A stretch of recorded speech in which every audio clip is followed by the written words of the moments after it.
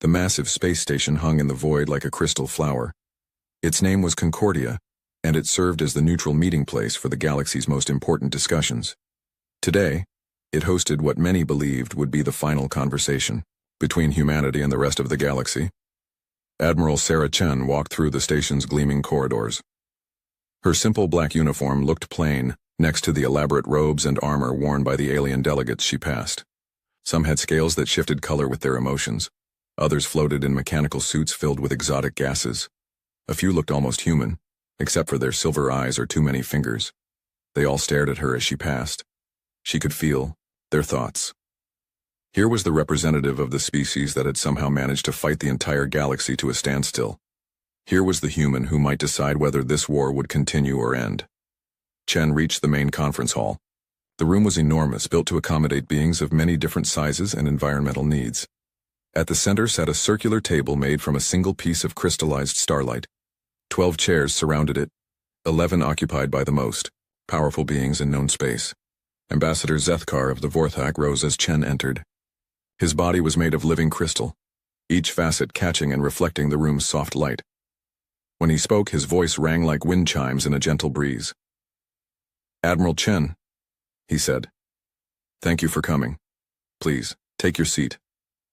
Chen nodded and sat in the single empty chair. It had been made specifically for human anatomy, one of the few concessions the aliens had made. She pulled out a small notebook and pen from her jacket pocket. Several delegates made sounds that might have been laughter. "Still using primitive tools, I see," commented Ambassador Vexhai of the Mordanian Empire. Her snake-like body coiled in her specialized chair, 6 arms gesturing dismissively. How charmingly backward. Chen simply opened her notebook and waited. She had learned long ago that patience was often humanity's greatest weapon. Zethkar activated a holographic display above the table. Star charts appeared, showing the current state of the war. Red zones marked areas of human control. They had grown significantly in the past 3 years. "Let us begin with facts," Zethkar said. 3 years ago, humanity emerged from what we believed was primitive isolation. You had barely achieved faster than light travel.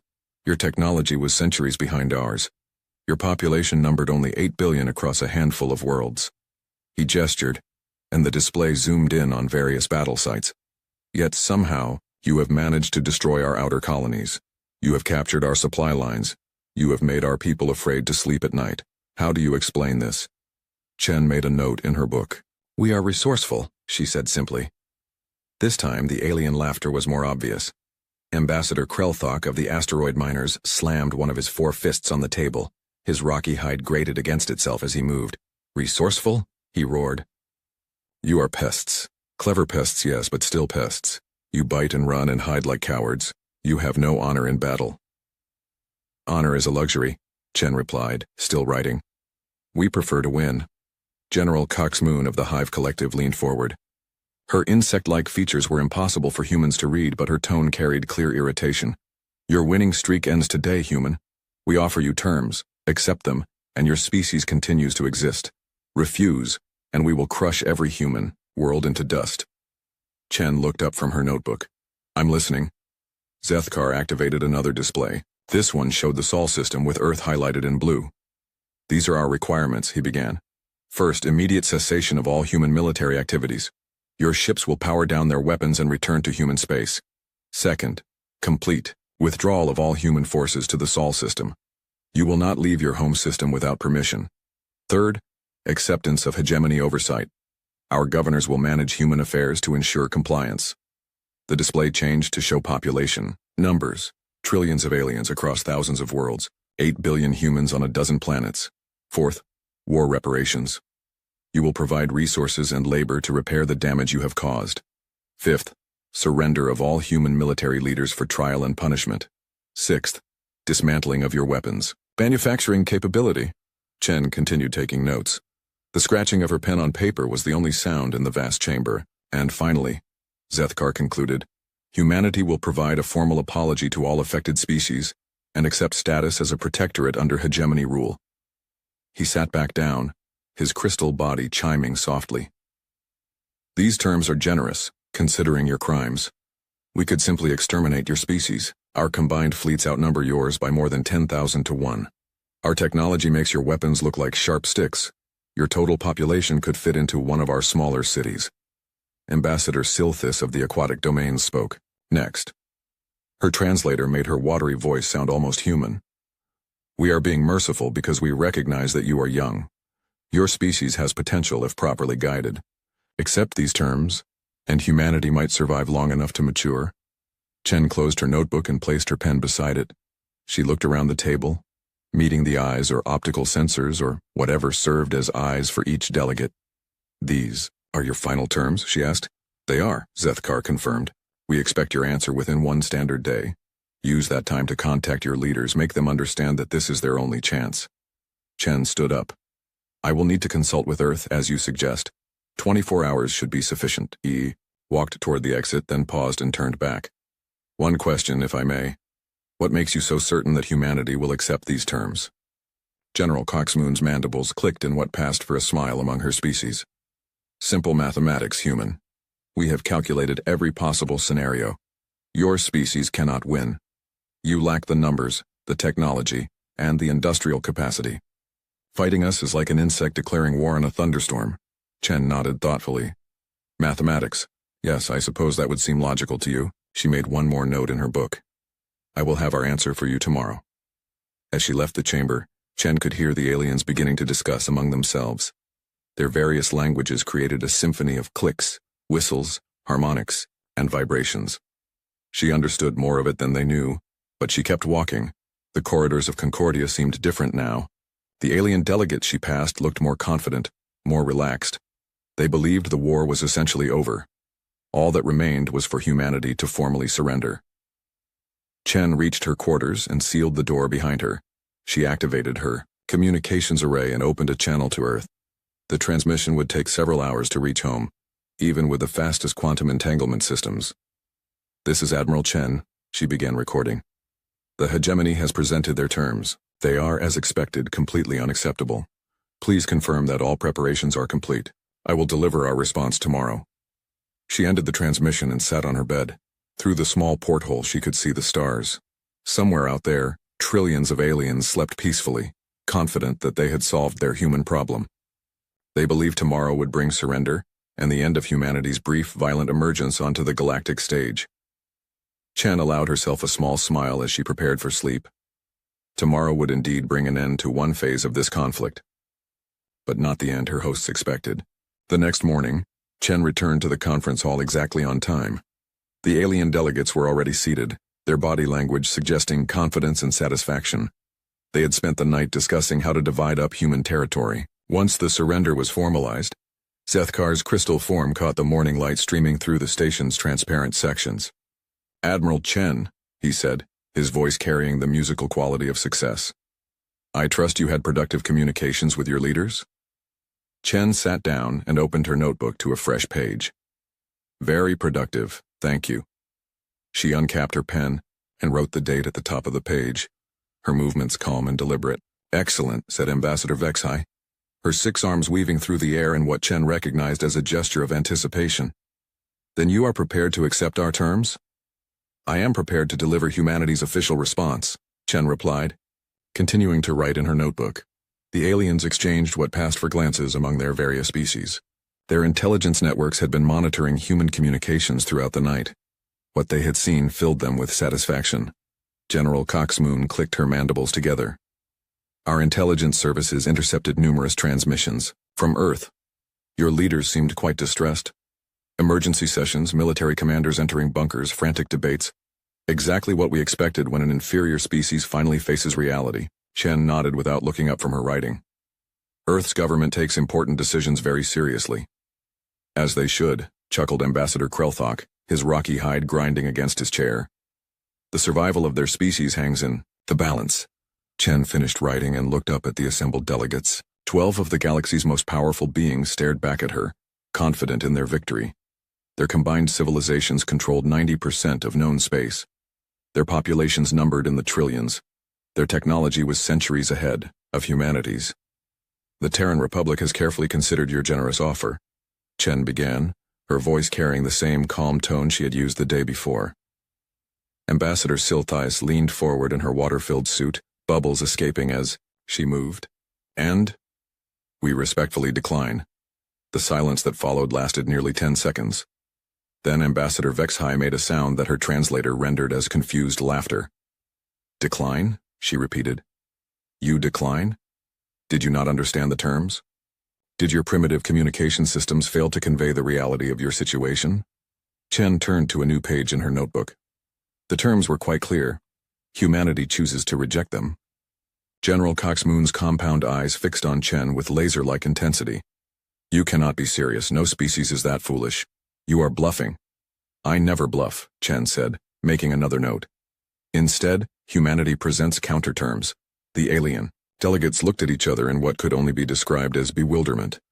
Zethkar's crystal body actually shifted color, a sign of extreme confusion among his people. Counterterms, he managed. What possible terms could you offer? Chen stood up, leaving her notebook open on the table. The Terran Republic demands the immediate withdrawal of all hegemony military forces from any system containing human populations. You have 72 hours to comply. The chamber erupted, not in anger, but in laughter. The sound was incredible. Crystal chimes mixing with insectoid clicking, aquatic bubbling blending with mineral grinding. Ambassador Krelthok laughed, so hard that small rocks fell from his hide. 72 hours, wheezed Ambassador Vexhai between fits of laughter. Oh, this is rich. The rabbits are demanding that the wolves leave the forest. General Coxmoon tried to speak but could only produce clicking sounds as her entire body shook with mirth. Ambassador Silthis was laughing so hard that her aquatic suit's filtration system struggled to keep up with the bubbles. Even the normally composed Zethkar resonated with harmonics that indicated deep amusement. Admiral Chen, he said when he could finally speak, perhaps the stress of your position has affected your judgment. Let me remind you of some basic facts. He activated the holographic display, showing comparative population numbers. 12,400,000,000,000 hegemony citizens versus 8 billion humans. That is a ratio of approximately 1,500 to 1.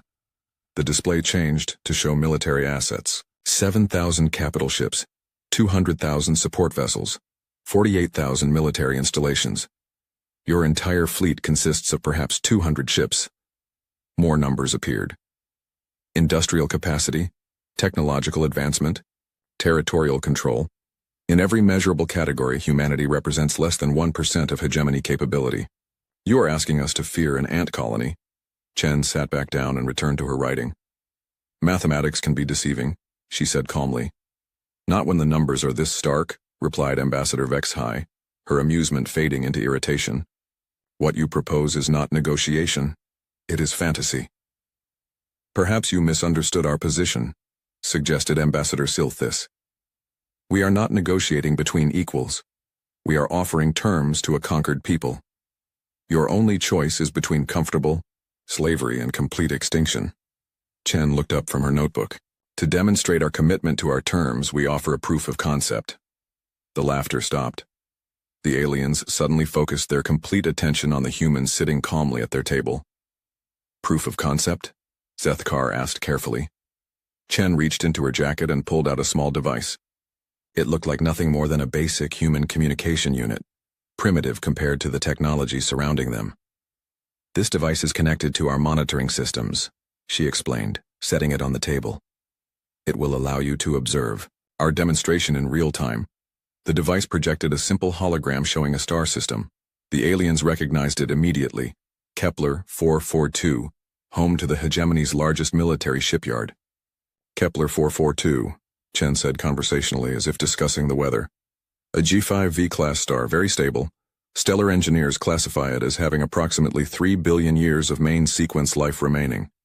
She checked her simple wristwatch, another primitive human affectation that had amused the delegates. Current time is 1422, standard galactic. The Kepler 442 system contains approximately 12 million hegemony personnel and represents 300 years of accumulated military infrastructure. The aliens stared at the hologram showing normal system activity. Massive orbital platforms, constructed warships, transport vessels moved between planets. Defense networks maintained constant vigilance.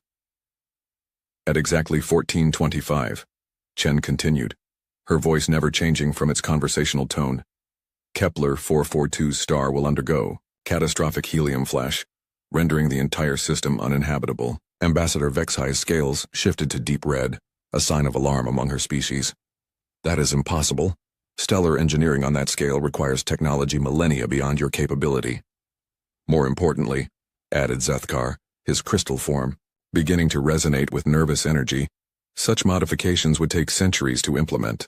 We would have detected any attempt to interfere with the star. Chen made another note in her book. Would you? General Coxmoon was frantically activating her own communication systems trying to contact Kepler 442. This is an elaborate bluff. No species has the capability to trigger stellar events on command. Chen looked at her watch again. 14:24. 1 minute remaining. The chamber fell silent except for the various breathing and life support systems. Every alien delegate stared at the hologram showing peaceful activity in the Kepler 442 system. Chen counted down the final seconds. 5, 4, 3, 2, 1. At exactly 14:25, long-range sensors confirmed the impossible. Kepler 442's star convulsed, its outer layers beginning to expand at tremendous speed. The careful orbital dance of planets and stations turned into chaos as gravitational fields shifted. Emergency broadcasts filled the communication channels as 12 million beings tried to escape the expanding stellar envelope. The hologram showed it all in terrible detail. Within minutes, 3 centuries of hegemony military construction was consumed by superheated plasma expanding at a significant fraction of light speed. Chen closed her notebook and stood up. 72 hours, she repeated quietly. I suggest you use the time wisely. The silence in the chamber stretched on as the delegates stared at the holographic display. Where moments before had shown a thriving star system, now there was only an expanding shell of superheated gas. 12 million lives gone in an instant. 300 years of military construction erased as if it had never existed. Ambassador Zethkar was the first to speak, his crystal form vibrating with frequencies that indicated deep shock. How? The single word came out as barely a whisper. Chen remained standing, her notebook tucked under one arm. Her expression was pleasant, almost maternal, like a teacher addressing students who had finally grasped a difficult concept. You have made a fundamental error in your assessment of our species, she said calmly. You have confused primitive with backward and young with weak. General Coxmoon's compound eyes were still fixed on the display, watching the expanding wave of destruction. The energy requirements alone, it should be impossible. Your entire civilization lacks the power output to trigger a stellar event. Humanity has been preparing for this conversation for quite some time, Chen continued, ignoring the interruption. She walked slowly around the table, her simple black shoes clicking softly on the crystalline floor. Ambassador Vexhi's 6 arms writhed in agitation, her scales shifting through colors that indicated confusion and fear. Preparing? You only achieved faster-than-light travel 30 years ago. We have records of your first crude FTL experiments. Chen paused behind Vexhi's chair. You have records of what we allowed you to see. Tell me, Ambassador, what do you know about humanity's first contact with galactic civilization? Standard historical record, Zethkar replied, his voice regaining some composure. 67 years ago, our deep space monitors detected primitive radio transmissions from your system. First contact protocols were initiated. Your species was classified as pre-FTL, suitable for eventual uplift and integration. Chen nodded approvingly. And when did you actually make contact? 30 years ago, when you achieved rudimentary FTL capability. Standard procedure. We waited until you demonstrated readiness for galactic society. Except, Chen said, continuing her circuit around the table. Humanity has been aware of galactic civilization for over 2 centuries. The words hit the assembled delegates like a physical blow. Ambassador Silthis's aquatic suit bubbled frantically as her breathing rate increased. That is impossible. Our monitoring systems are comprehensive. Chen reached her original seat, but remained standing. In 1847, human astronomers detected artificial radiation signatures from the Centauri system. By 1876, we had cracked your basic communication protocols. By 1903, we had identified major trade routes and political structures. She opened her notebook and flipped through several pages. Would you like to know what humanity learned during those 2 centuries of observation? Without waiting for an answer, she continued. We learned that galactic civilization was built on the assumption of technological superiority, determining Political power. We learned that species were classified and treated according to their perceived advancement. We learned that primitive worlds were considered suitable for exploitation and control. General Cox Moon finally tore her attention away from the holographic destruction. Even if true observation does not grant the capability to destroy stars, the technology required was developed over the course of 200 years, Chen interrupted smoothly.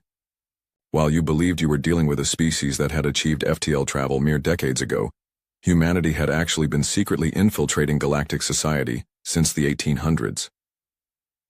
The implications began to dawn on the delegates. Ambassador were. Krelthok's rocky hide scraped against itself as he shifted uncomfortably. Infiltrating, what do you mean? Chen flipped to another page in her notebook. Operation Prometheus began in 1923. The first human agents were surgically and genetically modified to pass as various alien species. They established identities, built careers, started families. Some of their descendants are probably sitting in this room's support staff right now. Ambassador Vexahai's scales went completely white, a sign of shock among her people.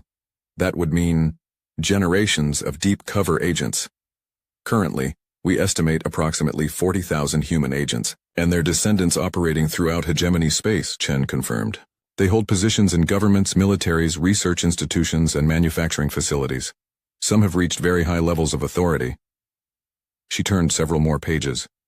For example, the quantum-engineered matter converters that were installed in every major star in hegemony space. Those required access to stellar engineering facilities, shipping networks, and installation teams. Such access could only be gained through long-term infiltration. Zethkar's entire crystalline body shifted color rapidly, cycling through the spectrum as he processed the information. Every major star? Every major star, Chen confirmed. Population centers, military installations, industrial systems, government capitals. Each one seeded with devices that can trigger catastrophic stellar events on command. The chamber filled with the sounds of alien panic. Breathing apparatus worked overtime. Translation systems struggled to keep up with rapid exchanges in dozens of languages. Several delegates were frantically trying to contact their homeworlds. Please don't attempt to contact your home systems to warn them, Chen said pleasantly. We have temporarily suspended your communications. Standard security. Protocol during sensitive negotiations. General Cox Moon slammed multiple fists on the table. You are talking about genocide on an unprecedented scale. Trillions of innocent lives. Chen's expression didn't change. Are we? Let me ask you something, General. What were your plans for humanity if we had refused your terms? The Hive Collective's military leader fell silent. The complete extermination of our species. Chen answered her own question. Every man, woman, and child. 8 billion lives snuffed out because we had the audacity to defend ourselves. But when we demonstrate the ability to respond in kind, suddenly the conversation becomes about innocent lives and unprecedented genocide. She closed her notebook with a soft snap. Humanity learned something important during our 2 centuries of observation. The galaxy respects only one thing: superior firepower. You don't negotiate with species you consider inferior. You dictate terms to them. Ambassador Silthis finally found her voice. But the scale? You could destroy entire civilizations. Yes, Chen agreed simply. Just as you planned to destroy ours. The only difference is capability. You assumed you had it and we didn't. You were wrong. Zethkar struggled to maintain diplomatic composure. Even assuming everything you claim is true, surely there must be some middle ground. Some way to resolve this without the threat of mutual annihilation. Chen walked back to her chair and sat down, reopening her notebook to a fresh page. There is. Accept our terms. Withdraw your military forces from systems containing human populations. Acknowledge humanity's right to exist and expand without interference. And if we refuse? Asked Ambassador Vexhai, though her voice suggested she already knew the answer. Chen looked at her wristwatch. The 72-hour deadline remains in effect. At the end of that period, if hegemony forces have not withdrawn as demanded, we will begin demonstrating our commitment to enforcement. More stars, General Cox Moon said flatly. Selected carefully for maximum psychological impact, Chen confirmed. Capital systems first, then major population centers, then military installations. We have run extensive computer models to determine the optimal sequence for achieving compliance while minimizing overall casualties. She made a note in her book. Of course, the casualties would still number in the trillions, but as you said yesterday, mathematics is mathematics. Sometimes unpleasant decisions must be made for the greater good. The aliens sat in stunned silence, processing the complete reversal of their situation. An hour ago, they had been dictating terms to a conquered species. Now they found themselves facing an enemy that could apparently destroy them at will. Chen stood up again and walked toward the exit. I suggest you use the remaining 71 hours wisely. Contact your governments. Explain the situation. Begin withdrawal preparations. She paused at the doorway and turned back. Oh, and one more thing. Don't assume this is a bluff simply because the scale seems impossible. Humanity didn't survive by making empty threats. We survived by making our enemies too terrified to test us. The hours that followed Chen's departure were unlike anything in recorded galactic history. The confident delegates who had arrived to accept humanity's surrender found themselves scrambling to prevent the collapse of civilization itself. Zethkar stood at the center of the conference chamber, his crystalline form flickering through colors that had no names in most languages. Around him the other delegates argued, pleaded, and calculated with desperate intensity. We need confirmation, insisted General Coxmoon, her compound eyes reflecting the holographic displays that showed continued stellar destruction at Kepler 442. Independent verification that they can actually do what they claim. Ambassador Vexhi's 6 arms moved in frantic patterns as she processed data streams from across the galaxy. Our deep space monitors are detecting quantum signatures near 17 major stars. Signatures that match the energy patterns recorded at Kepler 442 just before the stellar event. 17 systems, repeated Ambassador Krelthok, his rocky hide grinding with stress. That includes New Vorthak, the aquatic domain capital, and 3 hive collective breeding worlds. The implications were staggering. If humanity could trigger stellar events at will, they had effectively placed a gun to the head of galactic civilization. Every major population center sat next to a potential weapon. Zethkar activated his emergency communication protocols, only to be met with static. Still nothing. They have maintained the communication blackout for over 6 hours now. How is that even possible? Demanded Ambassador Silthis, bubbles of agitation streaming from her aquatic suit. Our communication networks span the galaxy. They use quantum entanglement, subspace resonance, even exotic matter channels. No single species should be able to disrupt all of them simultaneously. General Coxmoon's mandibles clicked rapidly as she accessed classified military databases. Unless they have been infiltrating our systems for as long as they claim, 200 years of access would allow them to plant backdoors in every major communication hub. The delegates fell silent as the full scope of humanity's preparation became clear. This wasn't the desperate gambit of a cornered species. This was the culmination of 2 centuries of careful planning and systematic infiltration. Ambassador Vexhi spoke first. We need to consider the possibility that they are telling the truth, complete truth, about the infiltration, the stellar weapons, all of it. The mathematics support it, admitted Zethkar reluctantly. If they began serious preparation 200 years ago, they would have had time to develop the necessary technology and place it strategically throughout our space. But the energy requirements alone, protested Ambassador Krelthok, could be met through careful engineering over extended periods, General Coxmoon finished. We have been thinking in terms of brute force stellar manipulation, but if you had decades to modify each star gradually, introducing quantum-engineered matter at the stellar core level. She trailed off as her tactical computers finished their analysis. The results were terrifying in their simplicity. Given enough time and access, stellar manipulation was not just possible but inevitable. They played us, said Ambassador Silthis quietly. For 2 centuries, they watched and learned and prepared, while we assumed they were primitive and isolated. Zethkar's form began to resonate with harmonics of defeat. The question now is what we do with this knowledge. The chamber's main display activated without input from any of the delegates. Chen's face appeared, her expression as calm and pleasant as ever. Good evening, she said, as if greeting old friends. I hope you have used your time productively. General, Coxmoon leaned forward aggressively. We demand proof of your claims, independent verification of your capabilities. Chen tilted her head slightly, an almost curious expression crossing her features. You have already seen our capabilities demonstrated. The Kepler 442 system no longer exists. One system, Ambassador Vexhi interjected, her scales shifting to aggressive red. One system does not prove you can threaten the entire galaxy. True, Chen agreed mildly. She looked down at something off-screen, presumably her notebook. Current time is 21:37. In 3 minutes, the Rigel 7 system will experience a similar stellar event. Rigel 7 houses approximately 40 million hegemony civilians and serves as a major shipping hub. The delegates frantically activated their monitoring systems, focusing long-range sensors on the Rigel 7 system. They found normal activity, cargo ships moving between planets, civilian traffic following standard patterns, a population going about their evening routines. This is your choice, Chen continued conversationally. Accept our terms and Rigel 7 continues its peaceful existence. Continue to resist, and 40 million people will die in the next few minutes. You cannot be serious, gasped Ambassador Silthis. 40 million innocent lives as a demonstration? Chen's expression remained unchanged. You were prepared to exterminate 8 billion innocent humans. The scale is different, but the principle is identical. Zethkar stepped forward, his crystalline form resonating with desperate harmonics. Wait, please, if we agree to discuss withdrawal, will you cancel the demonstration? Chen appeared to consider this. Discuss withdrawal? No, discussing is what we have been doing for the past day.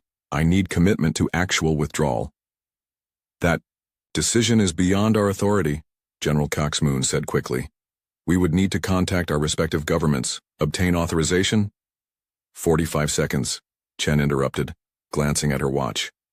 The chamber erupted in frantic activity. Delegates shouted into their communication devices, tried to activate emergency channels, attempted to reach anyone with the authority to make binding decisions. But the communication blackout remained in effect. 20 seconds. Ambassador Vex High spoke with desperate urgency. Speaking for the Mordanian Empire, we accept your terms. Complete military withdrawal from all systems containing human populations. 15 seconds. The aquatic domains agree, added Ambassador Silthis rapidly. 10 seconds.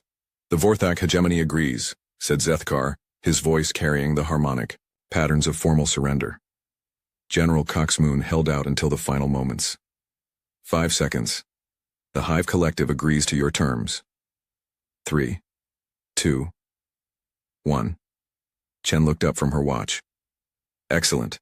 Rigel 7 will continue to exist. The delegates collapsed into their chairs, exhausted by the intensity of those final seconds. They had just surrendered the greatest military alliance in galactic history in less than a minute. Chen made a note in her off-screen notebook. Now, then let's discuss the details of your withdrawal. All military vessels will power down weapons and begin movement toward your respective borders immediately. Civilian populations may remain, but under human protection and administration. Human administration?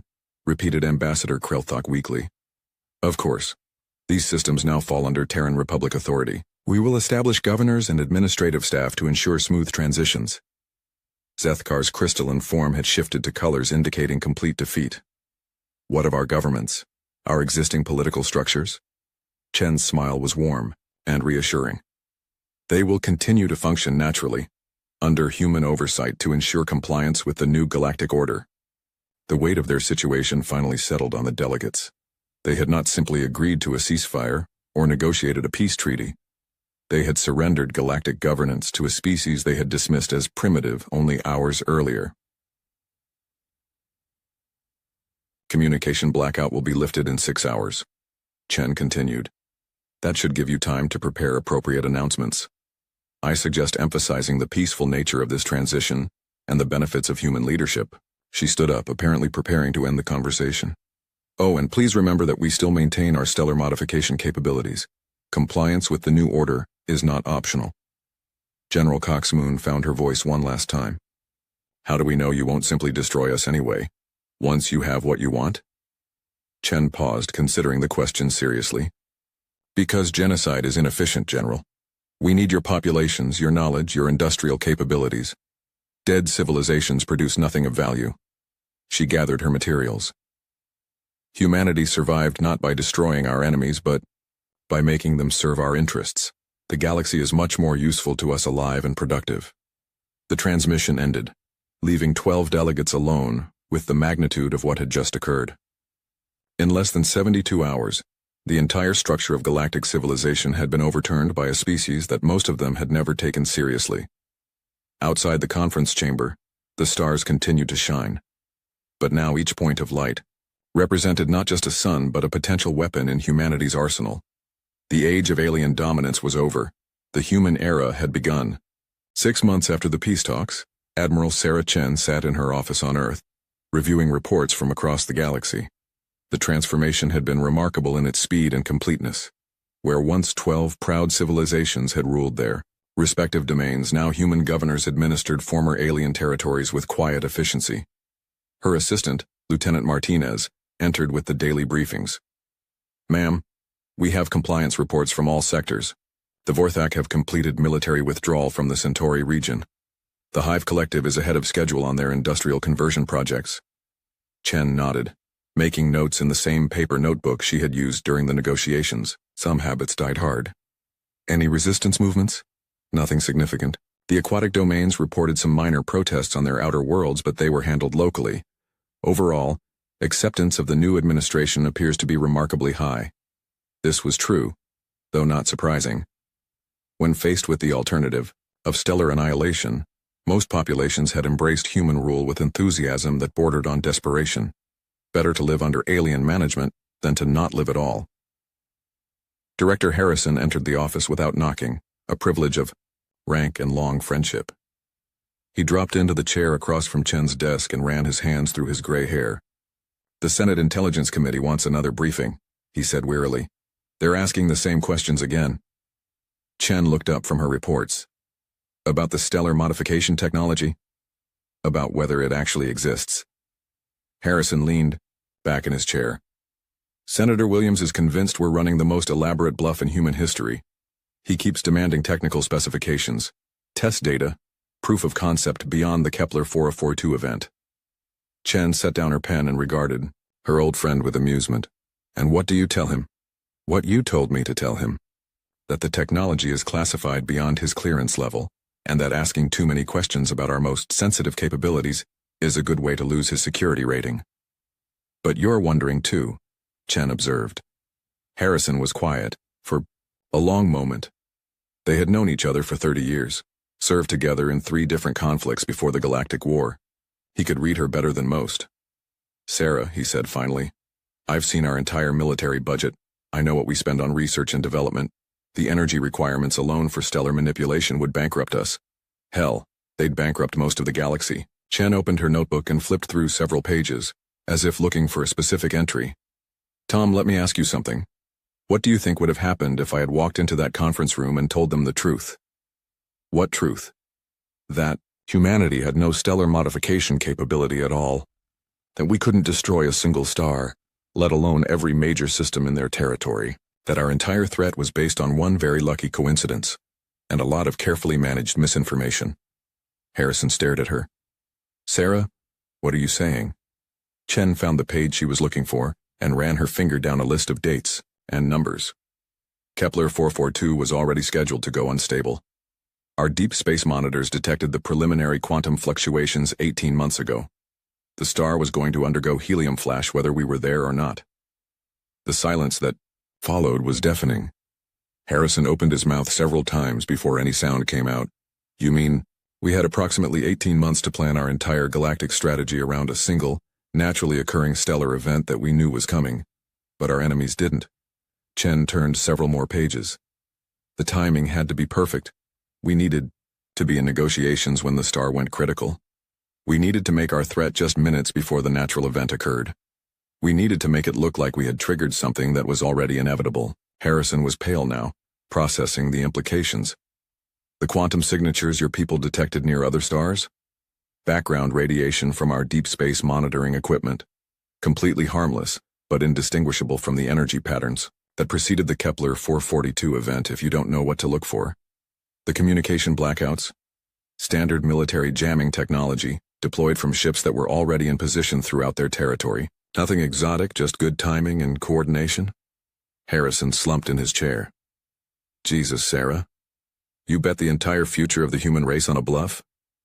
Chen closed her notebook and smiled. "Not a bluff, Tom. A calculated risk based on superior intelligence and enemy psychology." She stood up and walked to the window overlooking the city. Earth looked peaceful from this height, But she knew it was a hive of activity as humanity adjusted to its new role as galactic administrators. The aliens made the same mistake that humans have made countless times throughout history. They assumed that superior technology automatically meant superior strategy. They never considered that we might be playing a completely different game. But what happens when they figure it out? Harrison asked urgently. What happens when they realize we can't actually destroy their stars? Chen turned back to face him. They won't figure it out. How can you be so certain? Because we're going to make sure they can't test the theory. Chen walked back to her desk and opened a different section of her notebook. Every time a star goes naturally unstable anywhere in former hegemony space, we're going to claim credit. Every solar flare, every stellar event, every cosmic coincidence becomes proof of our continued capability. She showed him a page covered with astronomical data. Our science teams have identified 47 stars that will experience significant events over the next 50 years. Everything from minor flares to complete collapse. We'll claim responsibility for all of them. Harrison was beginning to understand.